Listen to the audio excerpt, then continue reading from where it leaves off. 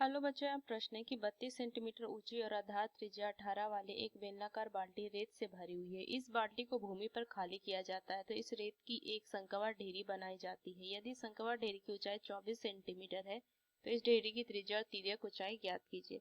चलिए इस प्रश्न को हल करते हैं। तो सबसे पहले अगर मैं इस प्रश्न का मुख्य अवधारणा लिखूं तो देखिए यहाँ से जो ये बाल्टी जो है वो किस आकार, बेलनाकार आकार की बाल्टी है और इसको अगर इस रेत को खाली कर दिया गया तो शंक्वाकार आकार, ये शंकु आकार का बन जाता है ढेरी।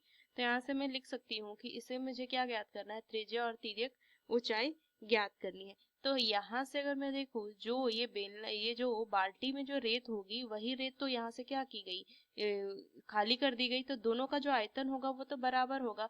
तो यहाँ से जो बाल्टी होगी वो क्या लिख देंगे कि बाल्टी में रखा रेत का आयतन जो होगा वो बराबर होगा ये शंक्वाकार ढेरी का आयतन। शंक्वाकार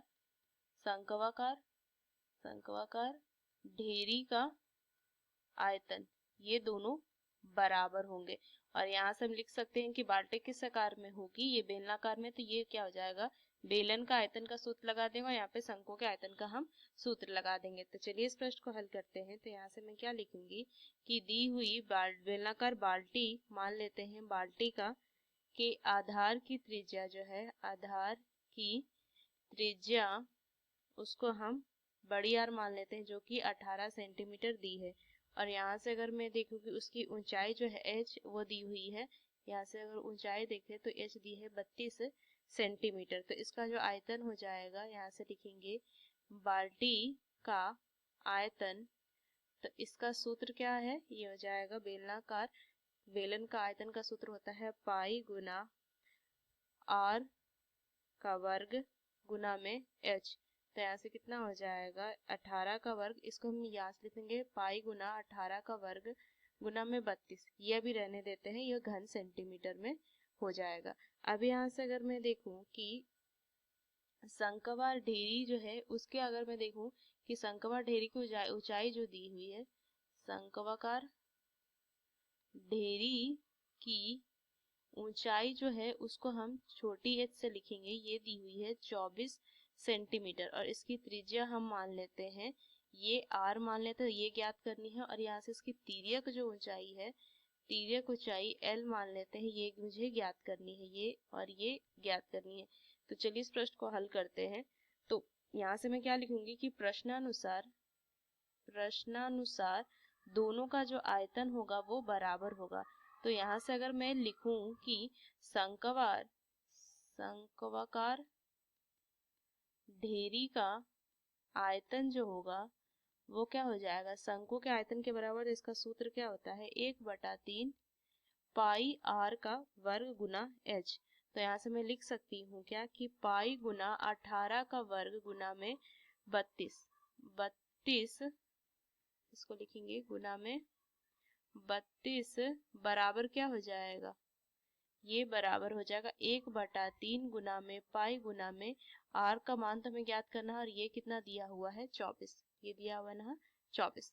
तो बस इसको हल करते हैं। तो पाई से हम पाई काट सकते हैं यहाँ से मान, और 24 से ये कितने बार में कटेगा, 8 बार में कटेगा। 8 से ये हम काट सकते हैं 4 बार में, तो कितना मान आ जाएगा, देखिए यहाँ से लिखेंगे तो कितना हो जाएगा 18 गुना में 2 गुना में 2। तो मैं इसको लिख सकती हूँ r का वर्ग बराबर में 36 गुना 36, ये लिख सकती हूँ मैं। तो कितना हो जाएगा r बराबर 36, ये लिखेंगे। अब r तो आ गया हमारा सेंटीमीटर, अब मुझे तिर्यक ऊंचाई ज्ञात करनी है।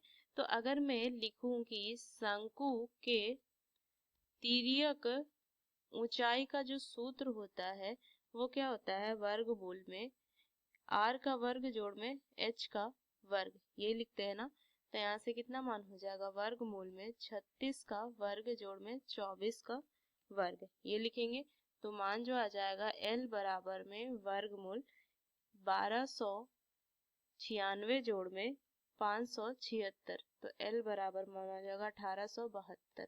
तो l का जो मान आ जाएगा इसको हम लिख सकते हैं इस तरीके से कि 12 गुना 13, तो एल बराबर में 12 वर्गमूल 13 सेंटीमीटर, तो एल आ जाएगा। और यही मुझे यहाँ से ज्ञात करना था, तो यहाँ से ऊंचाई जो आ जाएगी, सॉरी, जो यहाँ से त्रिज्या आ गई वो कितनी आ जाएगी, 36 सेंटीमीटर, और एल का मान जो आ गया 12 वर्गमूल 13 सेंटीमीटर। तो ये दोनों चीजें हमें यहाँ से ज्ञात करनी थी। तो इस मुख्य अवधारणा का इस्तेमाल करके हमने इस प्रश्न को हल किया। आशा करते हैं प्रश्न आपको समझ में आए।